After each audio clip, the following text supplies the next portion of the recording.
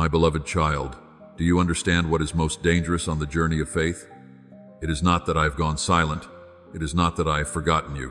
It is that you, the one who once wept before me, knelt in the darkness and cried out my name through the night, might loosen your grip and allow your heart to grow cold just as the spiritual clock is about to strike. When I said, the one who endures to the end will be saved, it was not only a promise, it was also a warning bell, ringing for every weary soul standing at the very edge of breakthrough. Have you ever realized how many people walk a long road of faith, only to let go of the blessing at the final doorway? Not because they never believed, but because they became too exhausted to believe one more time. They think I have forgotten them, when in truth, I am completing what I began. People lose heart when silence stretches too long, when promises have not yet become reality, and when prayers seem to remain unanswered. But my child, faith is not measured by how far you have walked. It is measured by how faithfully you hold on until the very last moment.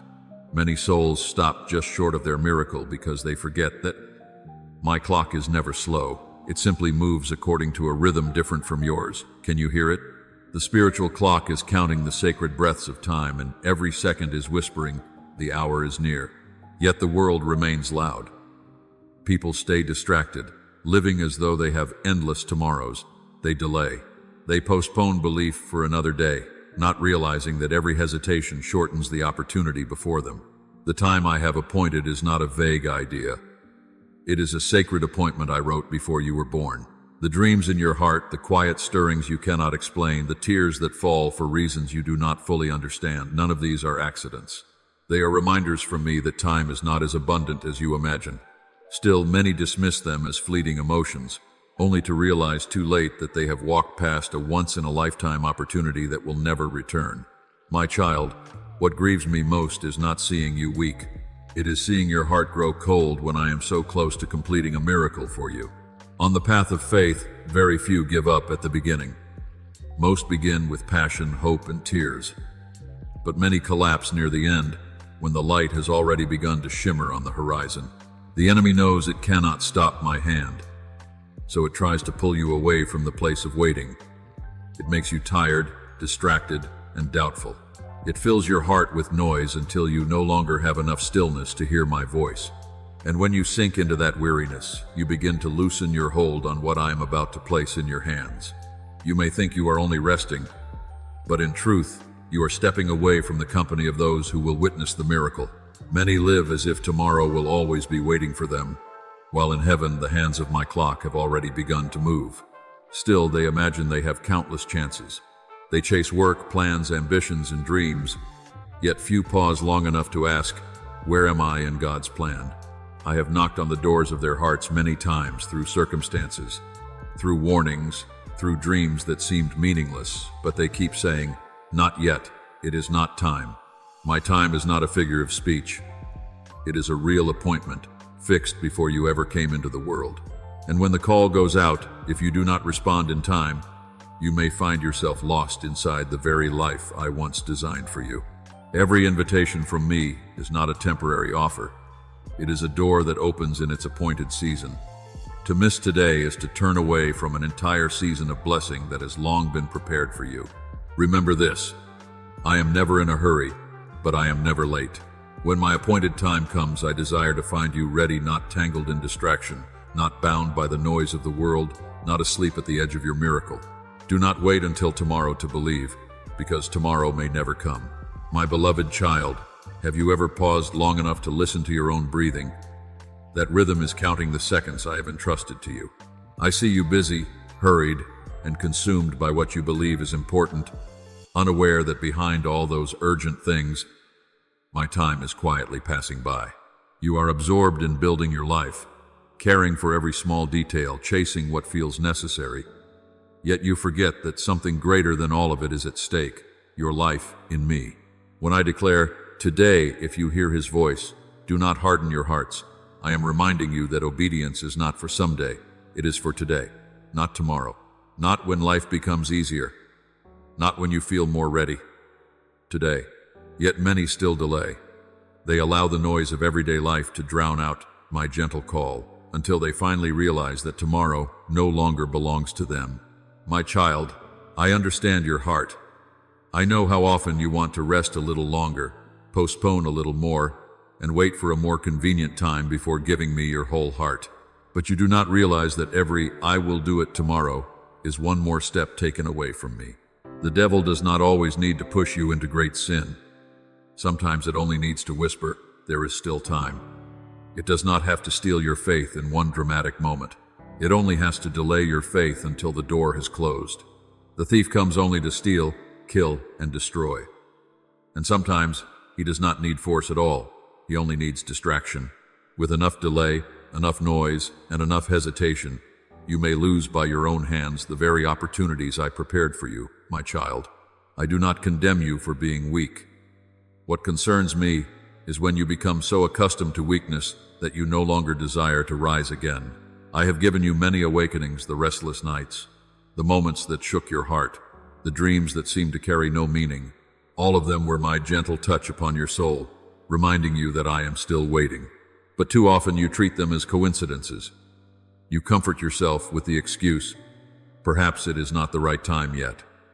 What you do not realize is that the time is precisely today. My timing is not measured by earthly clocks, but by the rhythm of heavenly purpose. For I know the plans I have for you, plans for peace and not for harm, to give you a future and a hope.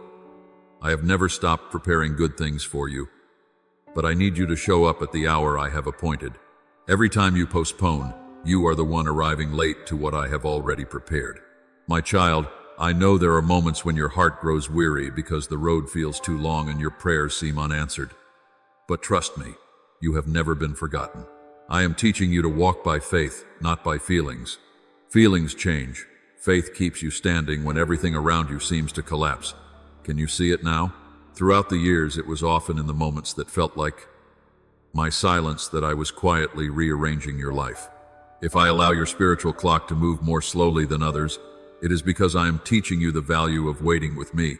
With the Lord, one day is like 1,000 years, and 1,000 years are like one day. My time is not late. It is simply different. And that difference exists, so you may learn to believe even when you cannot yet see. My beloved, the world will always make you believe you have endless chances, that this failure can be repaired later, that this mistake can be undone another day, that this calling can wait. But some opportunities come only once in a lifetime. And when I knock, I long for you to open at once, not to say, "Let me prepare a little more." Behold, I stand at the door and knock. If anyone hears my voice and opens the door, I will come in. But I do not knock forever, because I honor your will. And if you keep staring only at what you are losing, you will miss what is coming. My child, I do not need you to be perfect. I only need you to be willing. When you are willing, I will take care of the rest. There are people to whom I once entrusted a calling. Their hearts once burned for me, but over time, their fire slowly faded because they told themselves, "I will live for him again when the time is right." But the fire of the Holy Spirit does not wait for a more convenient season. When I breathe life into your soul, I desire for you to guard that flame, even if it is only a small flicker in the darkness. Do not compare yourself to anyone else. My timing for each person is different. I only ask that you do not allow complacency to extinguish the fire I placed within you. Do not quench the Spirit. When you protect even the smallest flame, you will watch me turn it into a torch that lights an entire harvest. My child, some people think they are truly living, when in reality, they are asleep in the busyness of life. They may not be committing obvious sins, but they no longer hunger for me. They go to church, but their souls have been far from me for a long time. I look upon them with sorrow, because the light within them is fading like a lamp running out of oil. Remember my words. Keep watch, because you do not know on what day your Lord is coming. Watchfulness is not fear. It is keeping your spirit awake, alive, and ready, so that whenever I come, you will not be ashamed or afraid. You will smile, knowing your heart is prepared. My beloved child, do not let busyness kill your intimacy with me. I do not rebuke you for having responsibilities. I know you live in the midst of this world, but it grieves me when you give your time to everything and everyone except me. When I awaken you with a nameless emptiness, that is my invitation for you to return. Do not try to fill it with work, relationships, achievements, or distractions. Only I can fill that void. Seek first the kingdom of God and His righteousness, and all these things will be added to you. If you put me in the right place, you will see everything else fall into its rightful place. My child, look back over your life. How many times have you promised you would change? How many times have you said you would return only to forget again? I do not remind you of this to condemn you. I remind you to show you that I am still waiting. It is never too late to come back. But do not wait until your heart has grown completely cold before you seek me. I do not need grand promises. I only desire the first step, the one step you dare to take toward me. Like the father waiting for his prodigal son, I am standing at the beginning of the road with my arms still open wide. You only need to turn around. The rest I will do. And when you return, you will realize that all the clocks I placed in your life, the crises, the delays, the wounds, and even the waiting, were all ways of teaching you to value the sacred time you have been given. Every second I give you is an opportunity to love, to forgive, and to live fully in my will. Do not waste it in procrastination or indifference. For one day, that clock will stop. And when it does, what remains will not be how much you owned, how much you achieved, or how busy you were. What will remain is the love you gave me and the life you lived in, obedience to my voice. Therefore, my child, wake up. Do not wait for a clearer sign. Every sign you need has already been given in your heart, in your circumstances, and in my word. Take a step, even if it is small. Every step you take toward me is one more step away from the darkness. Like the sower who knows the harvest is near, stand up, because your season is approaching. And as you begin to walk, you will discover that the spiritual journey is not only about how far you go, but about keeping your heart awake in the middle of distraction. Sometimes the real danger is not that you have not started. It is that you are walking in the right direction while slowly allowing your heart to fall out of rhythm. My child, there is something I want you to engrave deeply in your heart. The most dangerous part of the spiritual journey is not when you are weak. It is when you think you are almost there. When you stand in the final stretch, where just a little more perseverance would bring you into the promise. That is, when the enemy launches its fiercest attack. He does not always strike with obvious sin. Sometimes he attacks through weariness, discouragement, comparison, and the noise of the world. I have seen so many souls stop at the very door of their miracle because they no longer had the strength to wait one more hour. But my child, those who hope in the Lord will renew their strength. They will soar on wings like eagles. They will run and not grow weary. They will walk and not faint.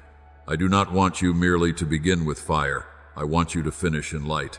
I understand that you have endured many trials. I know there are times when you feel I take too long to answer. You pray, you believe, then you wait. And the longer the waiting continues, the colder your heart seems to become. That is when you begin to look at others and ask, why does God answer them quickly but not me? In that moment, the seed of comparison is planted, and slowly it begins to grow into bitterness. My child, faith is not a race to see who receives first. It is a personal journey between each soul and me.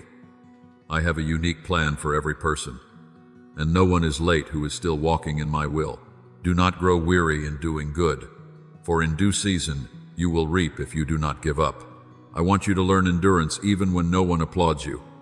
In that hidden place, I am testing whether your love is truly genuine. When you feel exhausted, do not struggle alone. Stop and sit at my feet. Let me pour new strength into you. Sometimes I do not ask you to run faster. I simply ask you to be still in my presence. Be still and know that I am God. The world teaches you to be strong and persistent by your own effort. But I teach you that true strength comes from knowing how to be weak in me. You do not need to pretend you are fine. You do not need to hold back your tears. I know everything. I hear every sigh you release. I feel every trembling inside you. I am not far from you in your weariness. I am right there, waiting for you to lift your head so I can help you stand again. But my child, understand this as well. Distraction does not always come through pain. Sometimes it comes through pleasant things, a compliment, an opportunity, or a small success. Even good things can pull you away from the place where I have positioned you. The enemy is subtle. He knows he cannot stop me from blessing you, so he tries to lure you away from the place where blessing is being poured out. He makes you believe you must do a little more, prove yourself a little more, or earn what I already affirmed over you long ago.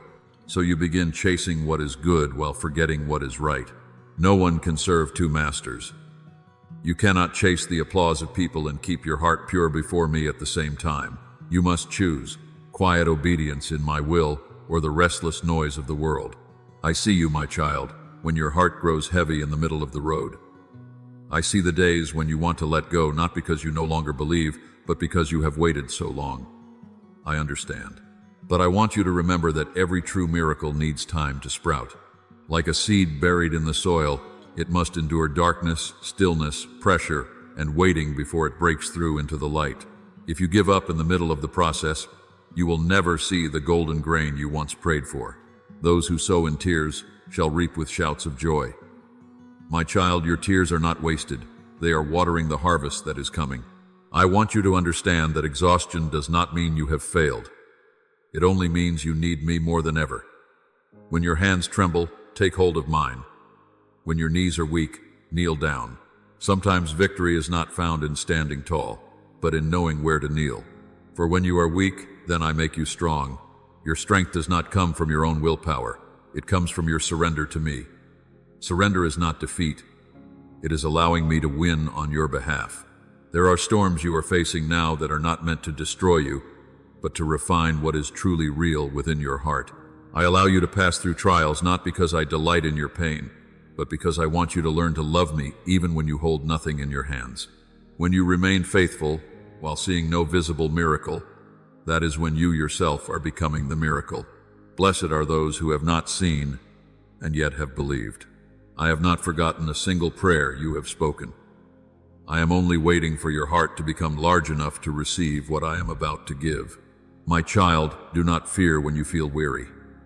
Weariness itself is not the greatest danger. The danger is allowing weariness to kill your faith. Rest in me, but do not leave me. There is a difference between resting and quitting. Resting allows you to regain strength.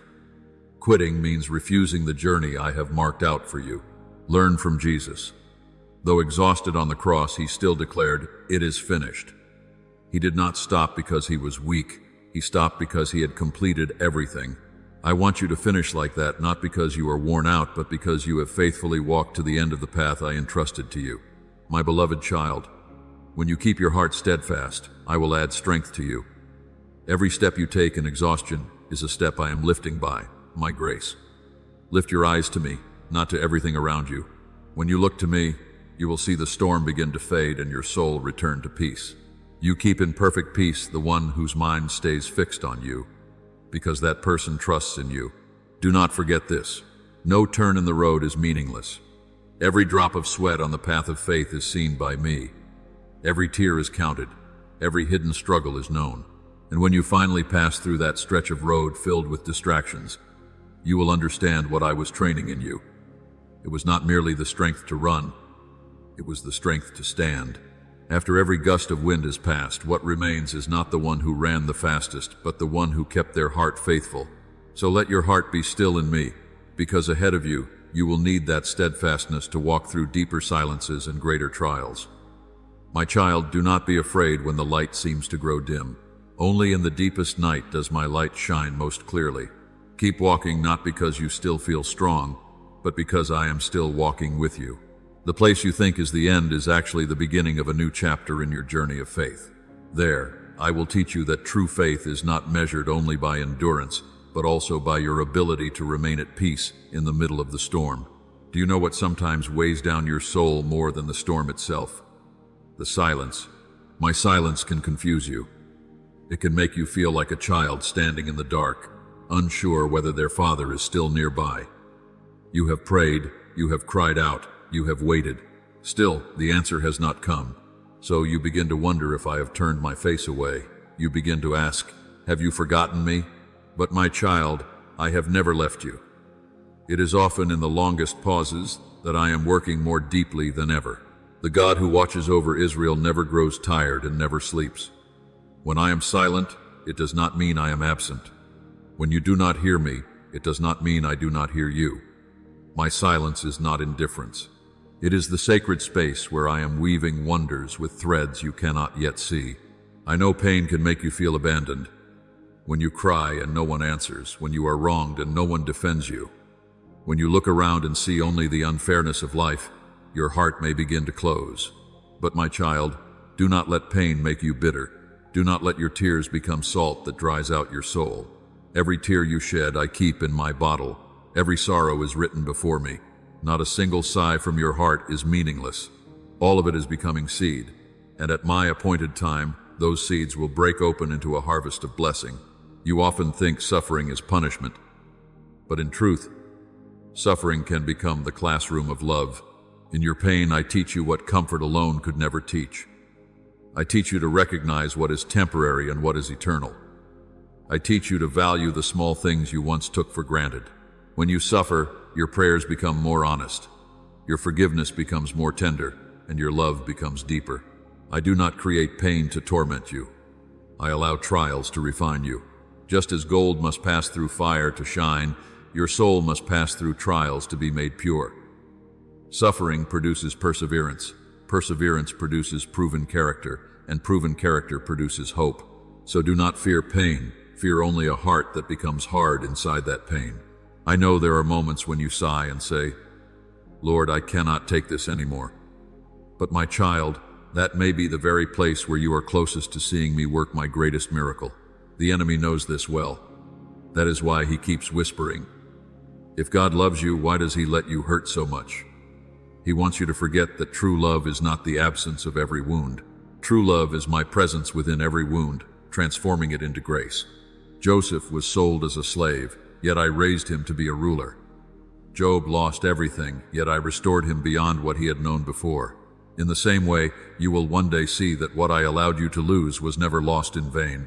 You do not understand now what I am doing, but later you will understand. Sometimes you want me to speak immediately, act immediately, and prove myself immediately. But if I answered every time you wept, you would know me only as the giver of gifts, not as your father. I want you to learn to trust me even when you hear nothing. True faith is not born only in miracles. It is formed in silence. When you continue to stand firm, even though you cannot yet see the way, that is when your faith shines brightest. I am the one who goes before you. I will be with you. I will not leave you or forsake you. I have promised, and my promise never fails. My beloved child, do not be afraid when tears keep falling. They do not make you weaker. They soften your soul so I can touch it more deeply. The world teaches you to be strong by hiding your pain, but I teach you that weakness turned toward me becomes the truest strength. When you weep in my arms, I turn those tears into oil that anoints your soul. And when you rise, you will no longer be the person you were before. Tears are never useless. They either water life or drown the soul. I want you to choose life. Blessed are those who mourn, for they will be comforted. I see the moments when you try to appear strong, forcing a smile while your heart is shattered. Do you think I do not know? I know everything, and I have compassion on you. You do not have to hide your tears from me. I do not despise your weakness. In that very weakness, I reveal my power. When you let go, I can finally take hold. When you stop straining, I can lift you up. I do not ask you to wear a forced smile in the middle of pain. I only ask you to keep holding my hand, even if your hand is trembling. My child, stop seeing pain as a period at the end of your story. Begin to see it as a comma in the story I am still writing. When you believe everything is over, I am opening a new chapter. Every season of pain carries a hidden seed, the seed of restoration, blessing, renewed faith, and deeper love. One day when you look back, you will smile and say, "So it was there that God was not silent at all. He was writing the deepest part of my story." And when you finally understand the true meaning of silence, you will no longer be afraid of it. You will begin to see pain as a companion and tears as seeds. Because you will know that every time you lose something, I am preparing a new fullness for you. The sufferings of this present time are not worth comparing with the glory that will be revealed in us. When you keep your heart tender, even while you weep, you are sowing into a coming season of joy. Then you will understand that my silence is not me withdrawing from you. It is me stepping back so you may grow. Pain is not a sign of distance. It is a torch lighting the way for your soul to recognize what is real and what is false. When you learn to see it this way, you will pass through seasons of testing with a lighter heart, because you will know that every time I seem silent, I am drawing nearer than ever. My beloved child, the journey of faith does not end with endurance alone. It leads you into the deeper understanding that every wound carries a sacred purpose, and it is through those very cracks that my light enters. So guard your heart in peace. Beyond pain there is glory. After silence, my gentle voice will come, the voice that only souls who have once wept in my hands can truly recognize. My child, I have seen every tear you shed when you were misunderstood. I have heard every choked sob when you were excluded. I have watched every moment you remained silent beneath the contempt of others. I know this pain runs deeper than words, because it touches the very sense of worth you believed was yours. You begin to ask, if God loves me, why does He allow me to be so despised? But my dear one, it is in the very place where you are rejected that I am laying the foundation for your vindication. Whoever humbles himself will be exalted. You are not brought low to be shamed. You are brought low so I may lift you up in a way no one expects. Injustice is not a sign that I have withdrawn my hand. It is the soil I am plowing deeply, planting seeds of glory that only I can see. I know that when you are treated unfairly, your first instinct is to defend yourself and prove your innocence. But my child, every time you insist on justifying yourself, you place yourself on the same level as those who hurt you. You lower your voice to argue with the noise of this world. Do not repay evil with evil. Leave room for the justice of God. I do not ask you to be silent because you are weak. I ask you to be still because I want the voice of your vindication to come from my mouth, not from your wounded heart. When you remain silent, I speak for you. When you stop reacting, I act, and my word of defense will always thunder louder than any accusation. My beloved, do not think I do not see. Every time you are ignored despite doing your best, I am there. Every time others mock, judge, or belittle your heart, I take note. I do not forget. I simply have not spoken yet. If I vindicated you while you were still angry, you might use that victory to gloat instead of glorify me. But when you become quiet enough to bear both silence and injustice while keeping your heart pure, that is when I can release justice to you by the hand of heaven. Be still before the Lord and wait patiently for Him. Your waiting is not in vain, for my justice is never late. It arrives at the exact time appointed in the Spirit. Do you know that the moments of humiliation, rejection, and being looked down upon are the very places where I am carving out your true identity? You once thought your worth depended on how others saw you, but I allowed them to turn their backs so you would learn to see yourself in my light. When every door you seek is closed, I want you to realize that one door remains open, the door of my heart. If God is for us, who can be against us? You do not need the world's approval. You only need me to know who you are. When you stand in the place I have appointed for you, no accusation is strong enough to pull you away from it. My child, do not let your wounds turn you cold. Many people, after being hurt, build stone walls around their hearts and call it strength. But those walls do not only keep people out, they also shut out my light. I want you gentle, not bitter. I want your heart to remain like good soil, soil that, even after being trampled, can still bring forth life. Blessed are the meek, for they will inherit the earth. True strength is not hardness. True strength is the ability to keep loving even after you have been wounded. Let me heal you, instead of binding yourself with hatred. If you keep looking through the lens of bitterness, you will never see the glory I am preparing for you. I do not allow anyone to hurt you without purpose. Every act of contempt carries meaning in my hands. When you are pushed out, I am removing you from places that were never meant for you. When you are slandered, I am teaching you to stand firm without needing applause. When you are misunderstood, I am training you to understand others more deeply. Do not call this failure. It is training. My child, those I intend to use for great things, I often lead through seasons of deep humiliation. Unless a grain of wheat falls into the earth and dies, it remains alone. But if it dies, it bears much fruit. You must die to the need for human recognition, so you can be born into the recognition of heaven. My dear one, I have seen you try to prove you are right, only to discover that the more you speak, the more misunderstood you become. You grow tired and want to give up. But I want you to know this. Your silence is not weakness. It is strength reserved for the right time. Some things are meant to be proven only by fruit. As time passes, the outcome of your life will become your vindication. The righteous will flourish like a palm tree and grow like a cedar of Lebanon.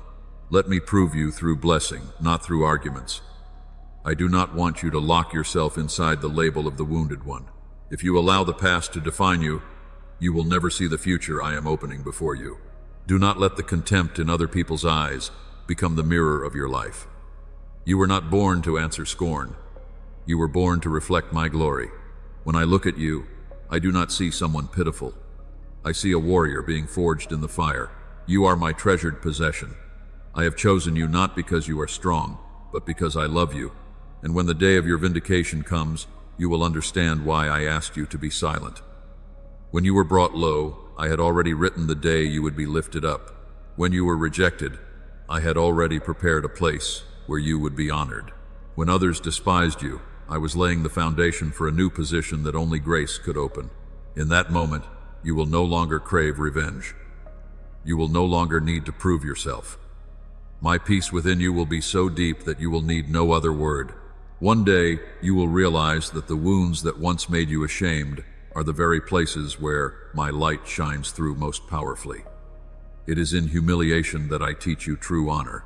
It is in rejection that you learn what it means to be chosen. What I am doing now, you do not yet understand. But afterward, you will understand.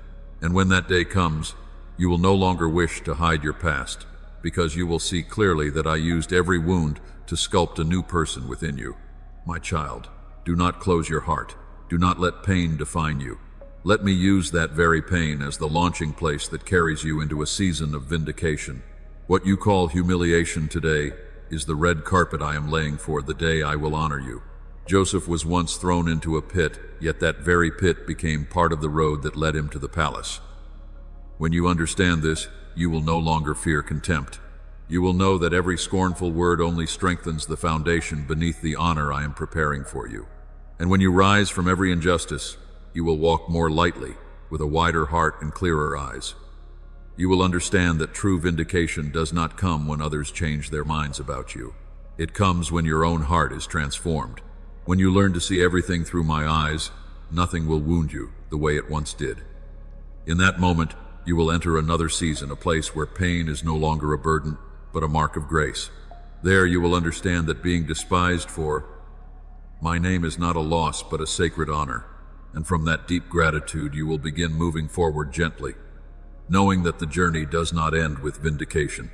It leads even further, to the place where you learn one of the most important lessons of all. Do not fear people's contempt. Fear missing the moment when I open the door to defend you and lead you into the glory I prepared for you long ago. My beloved child, there is an invisible yet powerful chain that binds many feet, the fear of people's gaze. You often fear what others may say or think about you more than you fear grieving my heart. There are moments when I urge you to step forward, speak a word, or stand on the side of truth. Yet inside you, another voice rises. What if they laugh at me? What if someone dislikes me? What if they misunderstand? My child, when you allow the voice of people to become louder than my word, you hand the steering wheel of your life to those who are just as fragile as you are. They loved human praise more than the praise that comes from God. I do not want you to walk that path. What is truly frightening is not that people may dislike you. What is truly frightening is allowing that fear to pull you away from the very place where I long to defend you and lift you up. I know there are scratches on your heart the times you were mocked, looked down on, and called names you can never forget. Those memories have made you shrink back and live small, just enough to avoid being noticed, just enough to feel safe. But my child, you were not created to live beneath the shadow of people's judgments. When you allow one comment, one cold attitude, or one criticism to decide who you are, you have forgotten my voice calling you beloved. Yes, I am the one who comforts you. Why then are you afraid of mere mortals who must die? Why do you forget the Lord who made you? Your fear of people grows only when the image of me in your heart becomes small. I do not condemn you for that, but I long to heal it. Look back for a moment. How many times have you clearly known what was right, yet did not dare to do it because you feared how others would look at you? I stirred you to forgive, but you feared people would call you weak. I called you to step out and serve, but you feared they would say you were showing off. I placed a testimony in your heart, but you were afraid to share it because someone might laugh. My child, if you are still trying to please people, how can you fully serve Christ? I do not want you to be a slave to public opinion when you have been called to live as a child of the King. Small acts, daring to confess my name in a crowd, daring to share what I have spoken, daring to stand on the side of truth, are spiritual signatures that show you have chosen me over your own sense of safety. My child, I want to lift you up. I want to bring you out of the dark corners of shame and into the place of honor I have prepared for you. I want to defend you, open doors no one can close, and show both you and others that I am with you. See, I have set before you an open door that no one can shut. But if I open the door and you still stand outside because you fear people's comments, you will watch blessings pass right before your eyes. I will not force you to step through. I invite you, and the deepest regret will not be, I never had a chance. It will be, God opened the door, but I did not dare to walk through it. My child, the fear of people's opinions will shrink as your holy reverence for me grows. When you realize that my eyes rest on you more gently than any other gaze, you will become less shaken by frowns, whispers, and criticism. I am not asking you to despise others. I am asking you to put every gaze in its proper place.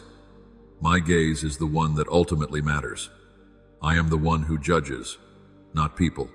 I remind you of this so you will know that your final worth is not defined by the crowd. When you dare to live according to what I say, even when others do not yet understand, you step into a new realm of freedom, a place where your heart is no longer controlled by anyone's smile or scowl. And if you dare to choose me over human opinion, you will see something remarkable happen. The very people who once despised you will have to look again. The very places that once closed against you will be forced to open. The very stories that once made you bow your head will become testimonies of my grace. I will use your life as an answer to many questions. I will prove that whoever fears me and obeys my voice will never truly lose in the end. On that day, what makes you tremble will no longer be people's words.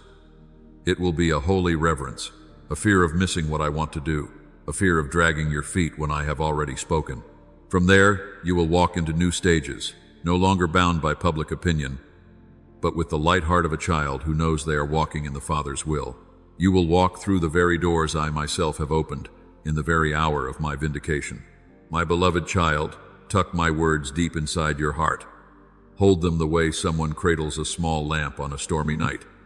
Keep walking, because what is coming will not only change your outward circumstances, it will change the way you see yourself, the way you see me, and the way you see the journey you are on. This is not just a beautiful sentence meant to comfort you. It is a real signal in the spiritual realm. You are much closer than you think. There are things I have not yet shown you clearly, because if you saw everything, you would no longer need faith. But today, I lift the curtain just a little. You are not standing at the beginning. You are standing near the end of a stage. You have reached a point where each small decision, each ordinary choice, can determine whether you step into what I have planned or step away from it. That is why you must not despise this moment. Do not take lightly what I am whispering in your heart right now. I have seen many generations pass before. My eyes, so many faces, so many stories, so many hearts that once burned brightly and then slowly faded. I have seen those who were only a short distance from breakthrough turn back out of weariness. I have seen those who gave their youth to obey me, who endured shame, wounds, and loneliness, yet gave up when they were close to restoration. They stood before a field, golden and ready for harvest, but turned away because they believed that harvest was not meant for them. Some stood right at the bridge I had built, yet walked back because they thought the other shore was too far. My child, the greatest pain is not never tasting blessing. It is coming so close and never touching it. It is stretching out your hand, then pulling it back. I do not want your life to become an almost story. I do not want heaven to speak your name with sorrow and say, that one came so close, but their heart would not take the last few steps. You must understand this. The final stretch of the road is always where the wind blows strongest. Like a long-distance runner nearing the finish line, that is where the lungs burn, the legs tremble, the heart races, and everything inside wants to stop. It is the same in the spiritual realm. When my promise is about to be revealed, the pressure around you often increases, not decreases. The opposing voices grow louder. Unexpected troubles come in waves. Nameless anxieties flood your mind. But this is not a sign that I am withdrawing. It is a sign that the enemy knows it is about to lose. So it fights harder one last time. It cannot close the door I have opened, but it can try to drag you away from the threshold through distraction, doubt, irritation, comparison, and self-pity.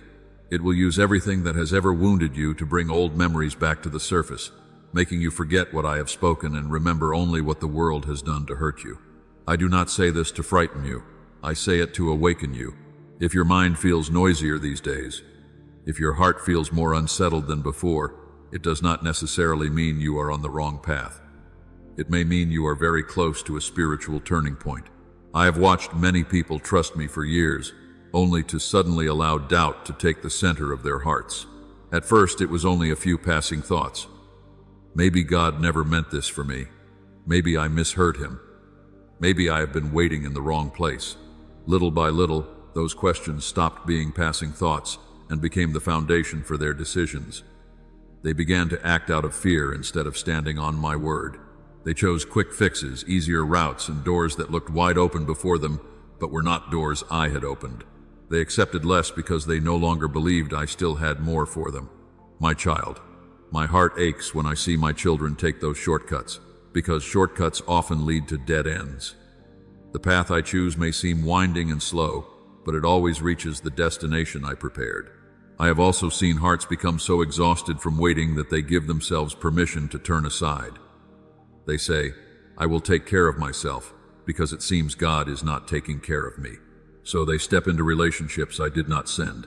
They accept jobs I did not lead them to. They sign small compromises that their conscience knows are wrong, then soothe themselves by saying, at least I will suffer less than I do now. But they do not realize that each choice is pushing them farther away from the orbit of my promise. I have not abandoned them. They have simply left the place where I had prepared something better for them. I look at them and wish they had waited just a little longer. I wish they had dared to believe that I truly loved them as I said. I wish they had let me hold their hand a little longer before letting go and running after what their eyes could see. My dear child, I tell you this not so you will feel superior, but so you will understand that no one is immune to the temptation to quit near the end. Not even you. Yet unlike many others, you are being warned ahead of time. I am drawing you back with my word at the very moment when many can no longer hear it. What does that mean? It means I have not abandoned you. It means I still value your journey. It means I am looking at you with hope, not disappointment. If I were indifferent, I would simply let you drift with your own weary thoughts.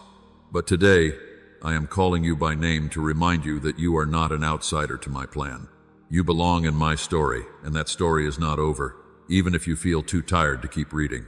When I say, do not lose heart, for your reward will be very great, I am not speaking empty words. I truly see a reward waiting for you, even if your eyes cannot see it yet. Therefore, my child, receive this word not only with your ears, but with your heart. Do not merely nod and then forget. Let it take root. Remind yourself every day, I am closer to the promise than I think. I will not walk away from the place God has put me. Let your mouth speak differently from your feelings. When your heart wants to give up, that is when you must say even more firmly, Lord, I am weak, but you are strong. I am tired, but I choose not to quit. When your thoughts begin to slip away from my path, bring those thoughts before me and speak honestly. I am doubting. Please heal me of this doubt. I do not despise hearts that dare to bring even their weakness to me. You only shut me out when you pretend to be strong, while quietly drifting far from me. Remember all the stages of the road you have already walked with me. Remember the times I rescued you from situations that seemed hopeless. Remember the moments you thought you would collapse for good, yet somehow you were still standing. The moments when you realized an unseen hand had pulled you out of the worst were not merely sweet memories to tell as comforting stories. They were markers I placed along your path so that today, when you feel weary, you can look back and remember, I have never failed to keep my word. If I did not abandon you in your darkest days, why would I abandon you now when the road ahead is about to shine? If I stayed beside you when you had nothing to offer and nothing to boast about, why would I step away when you are about to enter a harvest season? Use the memory of my past grace to answer today's fears. Use what I have already done to remind your heart that I will act again in my way and in my time. Look at your fear and distraction with different eyes. They are not signs that you have failed. They are mirrors showing how deeply you need me right now. When you feel like running away, hiding, or withdrawing, that is exactly when you need to run closer and sit longer at my feet. Do not think you must feel strong before you come to me. Come exactly as you are. Come trembling. I can embrace a shaking heart. I can gather hopes that are beginning to fray. I can lift those who almost no longer want to stand. I am not asking you for perfect faith. I only ask that, in all your imperfection, you keep holding my hand even if you can only hold on by a tiny thread of hope. My child, I say this with all the love of a father. Do not write your own name among those who stopped when only a few steps remained. Do not let the angels whisper, they ran well but stopped just before dawn. Do not let the story of your life end with, they once believed, once served, once endured, but did not go to the end. I want your story to be written differently. Though weary, this one still clung to God's word, stood firm to the end, and saw what God had promised become reality. That is why I am speaking to you now, so that nothing within you can excuse itself by saying, I did not know, no one reminded me. Understand this clearly. What I am preparing for you is not just a temporary miracle. It is a transformation of life from the inside out. I do not only want to change your position, your circumstances, your finances, or your relationships. I want to change the way you believe, the way you love, and the way you see me. What is coming is not a gift for you to show off to others. It is a divine arrangement that will teach you how to truly live as a child of God in this world. And to step into it, you need something very simple, yet very difficult. Do not turn your back in the critical moment. Let me hold you. Stop pulling your hand away. You have come this far. Do not let weariness and distraction steal the fruit of so many years of tears, prayers, and faithfulness. I am here beside you not to tell you a pretty story, but to take your hand and say, walk on with me. Do not stop now, my child. I have watched many people stretch out their hands until they were almost touching what I promised, only to slowly let go.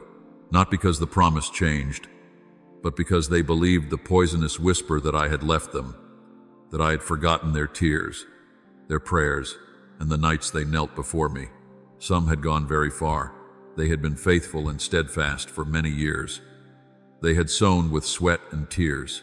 Yet just before the harvest appeared on the horizon, they turned their backs on the very field they had plowed. They walked away empty-handed, then concluded that I was unfair. I looked upon them with deep sorrow, because with just a little more endurance, just one more act of standing firm, they could have held in their hands the sheaves they themselves had watered through sleepless nights. That is why today I speak to you gently, but firmly. Not to scold you, but to awaken you. I do not want your heart to fall into the same pit of despair where so many others have slipped. I do not want you to become one of those who stop at the very threshold I am opening. The fact that you are hearing these words right now is not an accident. It is not something you simply happen to scroll past. It is not just another random message in an ocean of information. This is a spiritual appointment I have arranged with you so that, at the very moment you think you are about to collapse, you would hear my voice calling you by name. I, your God, know the slow-burning weariness inside you. I know the kind of tiredness that does not only live in your body, but in your hope, the hope that has been disappointed so many times that you now shrink back from expecting anything at all. I know how many times you have silently told yourself, maybe this is far enough. Maybe God did not intend this for me. Your smile has faded. Your prayers have grown shorter. Your heart has closed itself off from greater things. But my child, the place you call a dead end is often the very turn in the road that leads into a new land, and it is precisely there that the battle becomes fiercer than ever. The enemy of your soul is not afraid of your shallow steps at the beginning. He fears your trembling steps that still cling to me near the end. He is not afraid of your hasty promises when everything feels exciting. He fears your quiet perseverance on the days when nobody sees you. He knows better than anyone that when you keep holding my hand until the very last moment, no power can stop me from completing what I have spoken. That is why he does not waste his strength trying to fight my hand, because he cannot. Instead, he throws every attack at your heart so that you will be the one to let go. He uses everything. The mocking laughter of people, rumors whispered behind your back, contemptuous looks, comparisons that make you feel small, and casual words that pierce old wounds. He uses all of it to convince you that you are unworthy, unloved, and too late. He whispers, "See, God is not defending you. He is not with you like he said. If he were truly with you, why would you have to wait this long? Why would you have to feel so ashamed in front of so many people?" Then he drags out your past, your failures, and your old mistakes, pressuring you to agree with his conclusion, "God has forgotten you." My child, I want you to know this. Whenever those voices grow louder than mine, you are stepping into one of the fiercest battlefields of your spiritual life. It is no coincidence that just as you are about to break through old limits, waves of criticism, doubt, and confusion come crashing in. It is no accident that just as I am opening a door, your fear of people's opinions suddenly grows larger than ever before. The enemy cannot lock the door I have opened. He can only make you stand on the threshold and step back because you are afraid of public opinion, afraid of losing your image, afraid of being misunderstood. He cannot extinguish the lamp I have lit for you. But he will do everything he can to make you cover your own light so it will not be seen. He understands very well what I have spoken. Whoever endures to the end will be saved. So his entire strategy is aimed at those three words, to the end. He knows how to get you to give up just a little before the breakthrough, then a little more, and then a little more, until you walk completely off the battlefield while still telling yourself, "I am only taking a short break." That is why today, I am not speaking to you with a tone of rebuke. I am speaking as a father sitting beside a weary child, gently placing my hand on your shoulder and whispering, "My child, do not believe all that noise around you. Look into my eyes. I am still here. I have not forgotten you. I want you to understand that the feeling of abandonment is not proof of my absence. It is only a mist the enemy blows into your face to blur your vision. The spiritual reality is the exact opposite. When you think I am farthest away, I am watching you most closely. Like a farmer standing silently at the edge of his field, observing every tiny movement of the seed he has sown, I am watching and waiting for what I planted in you to break open. You do not see me rushing in because there are battles I want you to walk through with me, not merely stand outside and wait for the outcome. There are moments when I allow you to reach the very edge of your own strength, so you will finally understand that your survival has never depended on your strength at all. Do you remember when Peter walked on the water? He took several steps inside the miracle. But when the wind rose, he began to look at the waves, the force of the storm, and his own weakness. Then he started to sink. I was there from the moment he lifted his foot out of the boat until the instant he was about to go under. I was waiting for him to cry out, "Lord, save me." And immediately I stretched out my hand and took hold of him. You are standing in that same place now, the place where the wind blows stronger, the waves rise higher, and your heart trembles more. Not because I have left you, but because you have stepped out of your comfort zone. If you turn back to the boat now because of fear, you may spend the rest of your life saying, "The Lord never let me walk on water," when in truth, you were the one who pulled your foot back halfway. I do not want that story to be repeated in you. I do not want you to become a witness of retreat. I want your life to become living proof that an ordinary, weak person who dares to cling to my word in the middle of mocking laughter and skeptical glances can be lifted by my hand and led through doors they never even dared to dream of. That is why, when you hear these words, I ask you not to listen only with your ears. Let them reach the deepest place in your heart, the place where you have quietly agreed with lies that say, "I only bother God. I do not deserve blessing. There is nothing special about me." I want to cut those sentences off at the root, because they do not come from me. I call you my beloved child. I say you are my treasure, the one I have chosen. I affirm that I am with you. Do not be afraid or discouraged. I have engraved your name on the palms of my hands. How could I ever forget you? Look back over the journey you have already walked. If I have upheld you through so many waves before, could it be that now, when the shore is near, I would leave you to drift away? The only thing that can truly cause you to lose your way is not my hand letting go. It is you choosing to believe the noise over my word. It is fearing people's displeasure more than missing the hour when I rise to defend you. Therefore today I invite you not with a shout, but with a whisper to rise once more. Loosen the cords of human opinion wrapped around your heart. Turn your face away from the crowd and lift your eyes to me. There, in my gaze, you will understand that you are loved far more than you ever thought, expected far more than you imagined, and that a new season is truly drawing nearer than you can picture. Do not let go now, my child. The place you think is the end of your story is actually the first page of the new chapter I am about to write for your life. One day, when you look back, you will realize that if you had bowed your head in fear of people on this day, you would have missed the very moment when I stepped forward to defend you before them. My child, what I want you to see now is no longer what people are saying. I want you to recognize what is happening at a deeper level in your soul, and in the spiritual realm your eyes cannot yet see. Your enemy is cunning. He does not always use great sins or obvious temptations to strike you down. Sometimes he drips small streams of scattered thoughts into your mind, vague anxieties, endless what-if questions, and countless tasks that seem urgent but are actually trivial. He keeps your heart tangled like a ball of string, leaving no room for peace and no space for my gentle whisper. He pulls you into conversations that produce nothing but irritation. Pointless arguments just to prove you are right. Insults that keep you busy explaining yourself. Scratches to your pride that steal hours from your mind as you wonder how people see you. Meanwhile, the things that truly belong to eternity, the things I have sown in you through tears, through the nights you knelt, through the moments you chose obedience even when it cost you, are slowly pushed to the margins. I want you to understand this. Every time you allow your heart to drift with those waves of distraction, you are unintentionally trading an entire season of blessing for a few minutes of satisfaction, a few compliments, or a brief feeling of false safety. And that is an exchange you will regret when you look back. My beloved, throughout your journey with me, there have always been decisive moments, sacred hours I marked and set apart to reveal what I had long prepared for your life. These moments are rarely loud. They are not announced with trumpets. They do not always come when the stage lights are brightest. More often, they arrive quietly, in silence. After a long season of faithfulness without visible results, this is one of those moments. I have ordered your steps. I have shaped within you a teachable heart. I have allowed you to walk through injustice, silence, and tears, so the roots of your faith would grow deep. And now, I am opening before you a door that belongs uniquely to you, a door tied to your story, your wounds, and your prayers.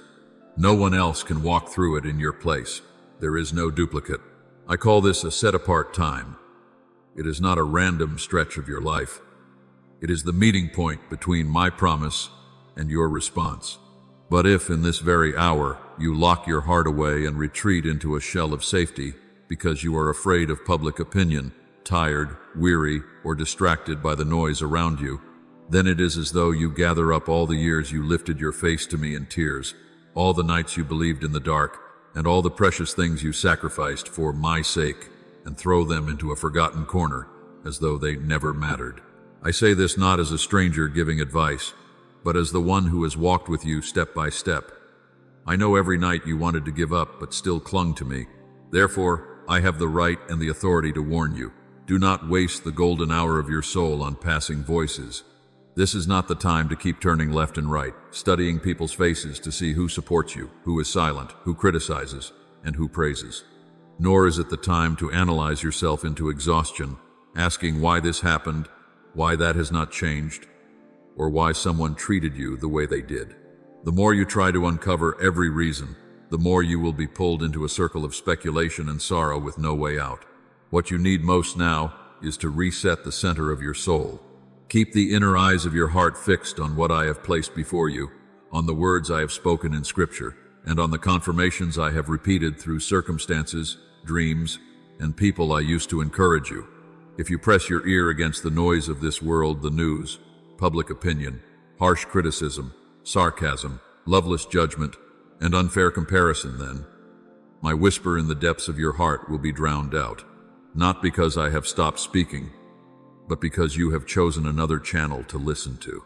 If you allow discouragement, pessimism, and self-pity to cover you like a heavy garment, you may easily make the dangerous decision to let go of the promise right when it is about to take form. It would be like a farmer who sowed all season and watered the field with sweat and tears, but because he grew tired and assumed nothing would happen, abandoned his field just before the harvest, and then watched someone else walk in and reap what he had cultivated. But if you patiently remain with me, not in a tense, strained way, but in deep inner rest, choosing to believe that I am still working even when your emotions rise and fall, you will see that none of it was wasted. Every day of waiting, every time you held your tongue instead of speaking bitter words, every moment you chose obedience over emotion, all of it is being woven into the very answer you long for. And when your eyes finally see what I have done, you will exclaim, "Not a single hour was wasted." My child, the harvest season in your spiritual life is no longer far away. What I have sown in you through years of testing by fire has ripened. The fragrance of answered prayers is already in the air. That is exactly why the enemy is more frantic than ever. He intensifies his attack on your thoughts. He floods your mind with confusion. He magnifies criticism and makes small matters seem enormous, all for one purpose: to drag you out of the field I have long allowed you to cultivate with me. He whispers that the deep impressions you have felt that I am about to move are nothing more than emotions. He tells you that your hope is only your imagination trying to comfort itself, that nothing is really changing, and that it is better not to hope than to risk disappointment again. If you listen, you will close the lid over what I am forming in the invisible realm. But I affirm this to you. Those deep stirrings in your heart, those moments when unexplainable faith rises within you when there is no reason left to hope, those dreams, those scriptures that suddenly light up exactly when you need them, they are not stage props created by passing emotion.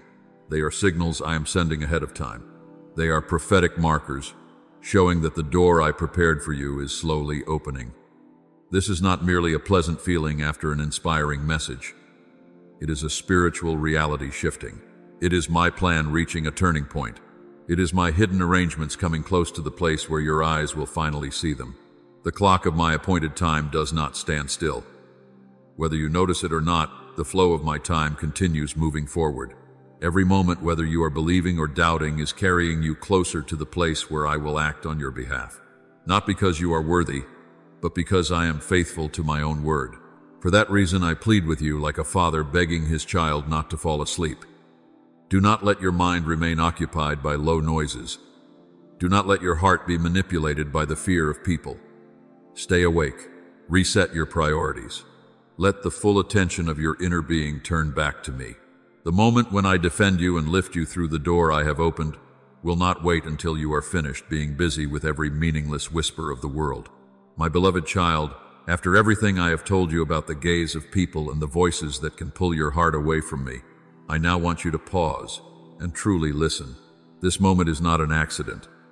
It is a time I have intentionally arranged. This is not just a small part of the story. It is a spiritual crossroads where you must choose. Either keep living as before, half believing and half afraid, half listening to me and half fearing people, or decide to lean wholly toward me, despite what your eyes can see. I am placing before you a moment more precious than gold. Not because your outward circumstances are beautiful, but because in this very instant, I am gently knocking on the door of your heart once again. Do not assume you will have countless such knocks in your life. There are hours I set apart for a true turning point. And if your heart is sincere, you will recognize that this is one of those hours. Do not let your thoughts drift into the comfort of, "I'll deal with it later," because that is one of the enemy's most dangerous whispers. He does not always urge you to reject me. Sometimes he simply plants the thought, "There is no rush, tomorrow is fine." When life feels more stable, then I will get serious with God. But my child, it is often those harmless-sounding thoughts that have led many souls away from the good plans I prepared for them. Think about it. How many times have you intended to change, to live wholeheartedly, to return to me with all your heart, yet because you postponed just a little, everything gradually cooled? Eventually, you even forgot there had once been a promise between you and me. I do not say this to condemn you. I say it so you can clearly recognize the subtle scheme trying to lull your soul to sleep. Tomorrow does not always arrive the way you imagine. There are people who once said in their hearts that they would believe, obey, and return to me on some beautiful future day, but they never knew that day would never come in their spiritual life. Today, I am speaking to you, not so you will feel moved for a moment and then forget. I am speaking so you will realize this is a personal invitation addressed to you, not to an anonymous crowd, not to someone more spiritual, but to you, the one reading, thinking, and weighing so many things in your heart. I want you to understand that this present moment is grace. It is a gift I am placing in your hand. You can hold it tightly through a decision, or you can let it slip away through distraction. I will not force you, but I tell you plainly, if you keep stepping back, if you keep choosing silence in the face of my call, you will lose a very special season I am beginning in your life. Do not take the winding paths I have not shown you. There was a time when I placed a promise, a calling, and a direction in your heart. You know very well which way you are meant to walk.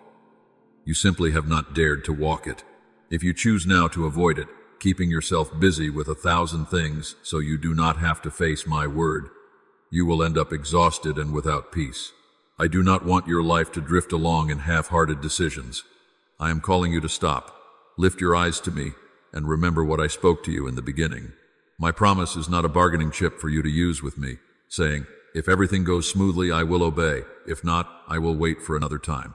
My promise is the foundation on which you dare to step forward, even while there is still much ahead you do not understand. When I tell you to cling to my word, it is because I know there will be winds, there will be waves, there will be whispers that shake you. You cannot expect the path to be perfectly smooth, but you can expect a Lord who never changes. If you keep your heart turned toward me, if you keep your spiritual eyes fixed on the one who promised, then no storm will be strong enough to sweep you away. You will still see the waves. You will still hear the scorn of others. You will still endure delays that pierce your heart. But in the middle of all of it, you will recognize that my hand has never left yours. I have said that I am faithful, which means I am true to my own word. I do not take it back. I do not abandon what I have begun. What I ask of you is not perfection, but steadfastness, the decision that even when you are tired, you will not let go of my hand. Do not be overly troubled when others do not believe what I am doing in your life. They may laugh, they may not understand, they may treat the spiritual turning point you are experiencing as something small. But my child, they are not the ones who will walk with you to the end of the road. I am the one who will go with you into the deepest place of your soul. When I call you to stand firm and not be shaken, that is not a vague phrase meant only to comfort you. It is a way of life. As you remain in the place I have assigned you, even when the wind changes direction, you will gradually see what I have begun in you take shape, rise up, and bear fruit. There are things still hidden now, unseen by anyone.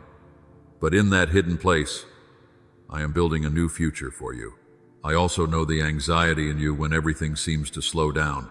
You ask yourself, if this is my appointed time, why doesn't everything open at once? If this is truly a door the Lord has opened, why do I still feel so unsure?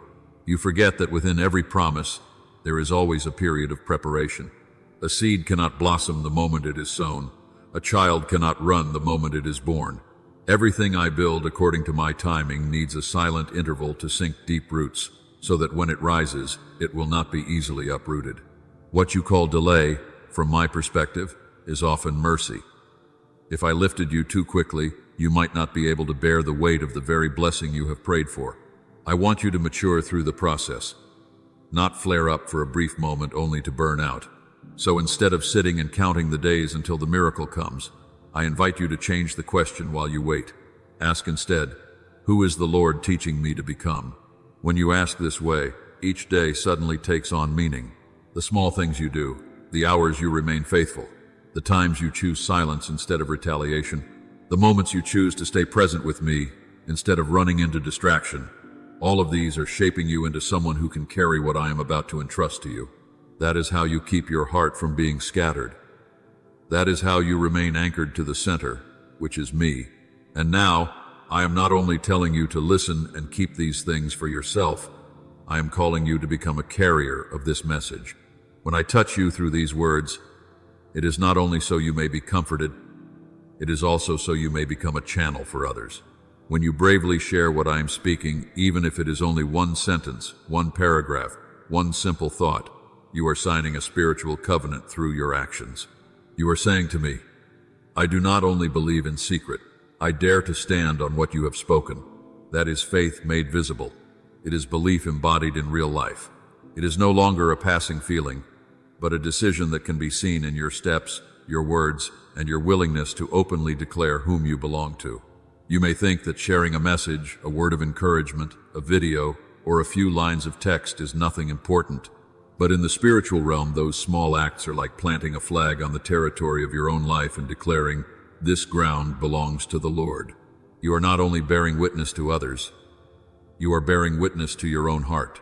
Every time you dare to express your faith, the fear of people's opinions loses a little more of its grip. And every time you remain silent only because you are afraid of what others might think, that invisible cord tightens another loop around your heart. I am inviting you into freedom through small actions that carry great meaning. When you share what comes from me with reverence, not to show off, not to argue, not to prove yourself, you are showing heaven that you value my voice above every like, every comment, and every approval from the crowd. Instead of letting your mouth simply echo the noise of the world, you turn it into a channel for my living word. That is worship. It is also a quiet but powerful declaration that you do not want to miss the moment whose bell I have already rung. You are writing into the air. I am no longer asleep. I want to stay awake and keep watch with you. I know that living this way will require you to wrestle within yourself. There will be moments when you feel awkward, embarrassed, or misunderstood. I see every hesitation, and I do not condemn you. Instead, I take your hand and say, take one small step at a time. I am walking with you. I do not demand that you instantly become someone who fears no one. I only ask that today you become a little less afraid than you were yesterday, a little less dependent on the gaze of others, and a little more willing to cling to me. Every small step is precious to me, because I know what you must overcome inside yourself in order to move forward.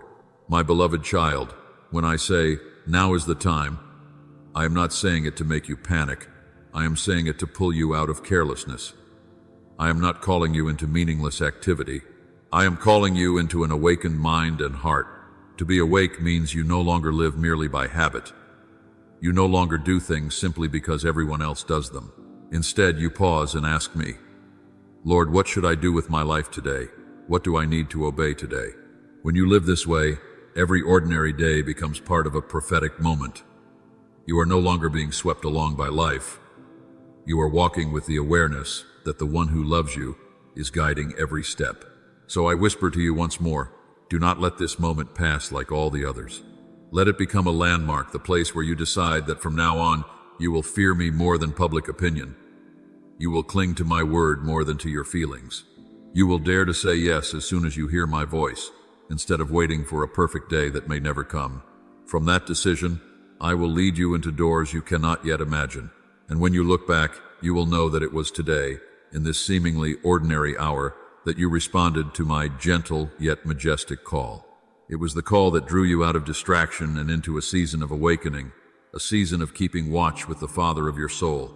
Therefore, after all you have endured the slanderous words, the doors that closed, the times you trembled beneath the gaze of others, what I am calling you to now is not perfection. I am calling you to guard what deserves to be protected. First, guard your inner life. The heart is where every decision is born. It is the place where the words I sow can either take root or be choked out. If you allow bitterness, humiliation, shame, and obsession with how people see you to fill that space, then no matter how often I speak, my words will only skim the surface. They will never sink deep. I want your heart to be soft, but not careless. Sensitive to the Holy Spirit, yet not fragile before every judgment. Your heart is like a field. If you do not watch over it, the weeds of comparison, inferiority, and doubt will quickly cover it, hiding the living shoots I have planted. I do not want your heart to become a battlefield for every opinion, every feeling, and every verdict. I want it to become a place where I can rest, a place where you can hear my heartbeat and learn to breathe in rhythm with it.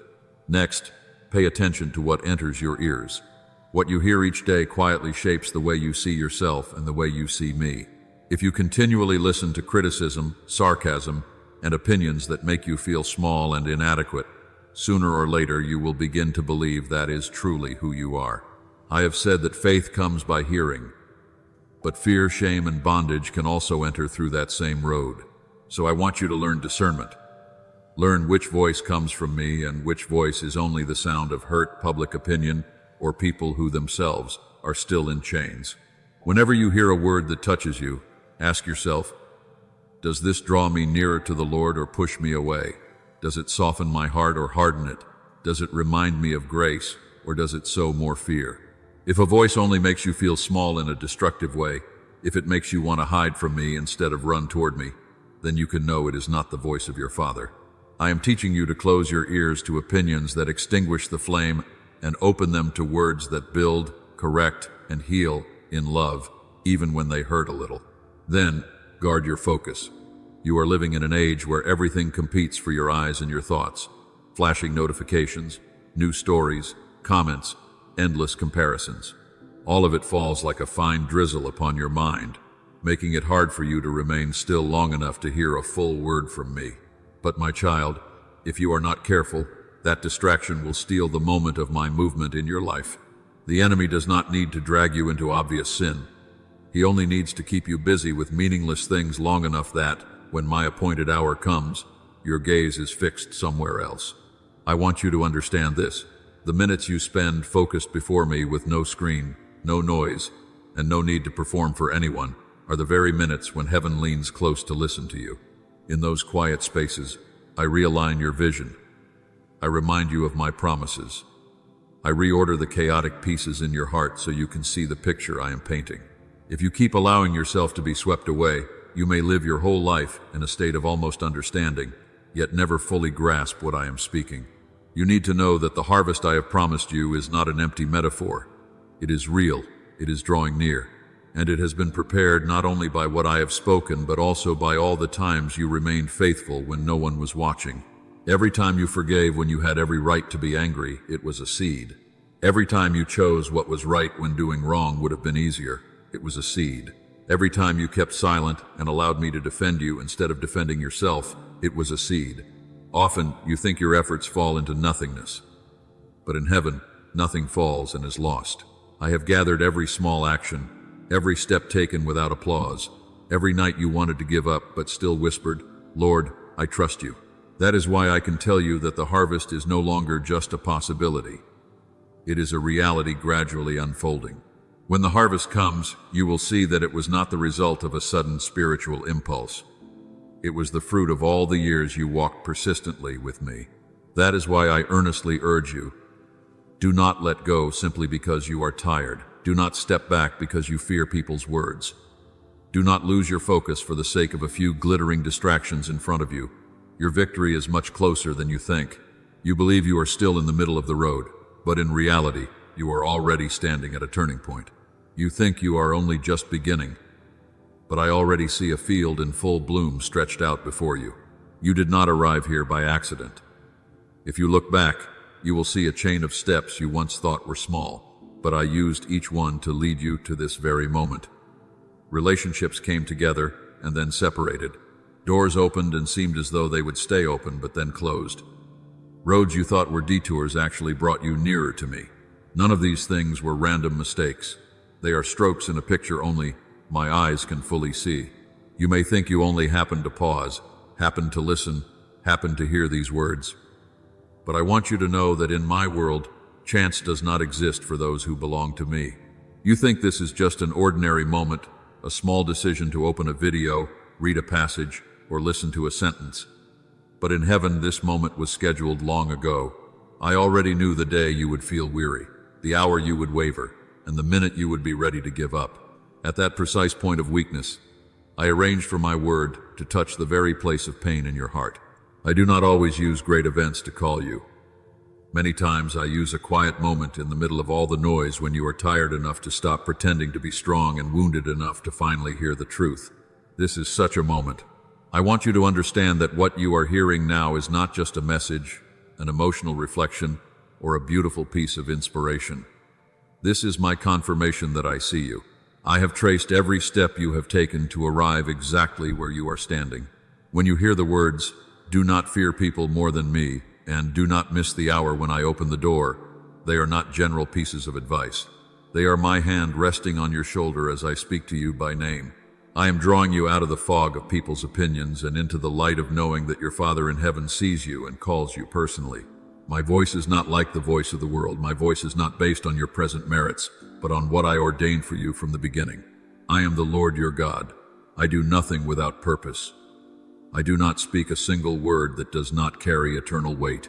When I allow a message to touch your heart, it is because I have hidden within it the answer to the confusion you are facing. I do not play with your tears. I do not play with your hope. If I remind you to guard your heart, your ears, and your focus, it is because I know exactly what threatens you in the season ahead. If I tell you victory is near, it is because I see the timelines you cannot see. You see only a present tangled with memories. I see the beginning, the middle, and the end all at once. I know precisely where you are likely to stumble, where you may turn back, and where you are tempted to stop because you fear people's words more than losing my voice. Therefore, do not take this moment lightly. Do not scroll past it as if it were merely good content and then leave it behind. Let these words sink into the places you usually keep closed. Let them question you. Who is directing your steps, the eyes of people, or the eyes of your Father? Who is defining who you are, your past, the mockery, or the call of the one who created you? Be honest before me about your fear of public opinion. Be honest about the times you stayed silent because you were afraid of being criticized. Be honest about the dreams you hid away because you feared people's laughter. I do not despise those weaknesses. I simply do not want them to bind you any longer. When you dare to lay them bare before me, I begin to untie each knot, one by one. From this point on, what I long for is that you slowly shift from fearing what people think to fearing that you might miss what I am doing. I want you to tremble, not because of criticism, but because you realize that if you keep stepping back, keep hiding, and keep letting public opinion rule you, you may end up standing on the sidelines while I open doors for those who dare to trust me. I am not excluding you, but I will not force you either. I invite you into a new realm, the realm of those who dare to live for me rather than for their image in the eyes of others. There you will taste a sweet freedom. Not the freedom to do whatever you want, but the freedom of no longer being controlled by judgmental whispers. My child, treat my word to you today as a marker. From this point, you can choose to go on living as before, always looking over your shoulder, always weighing people's reactions before every step. Or you can begin asking a different question. Does this bring me closer to Him? Does this restore His image in my heart, or does it distort it?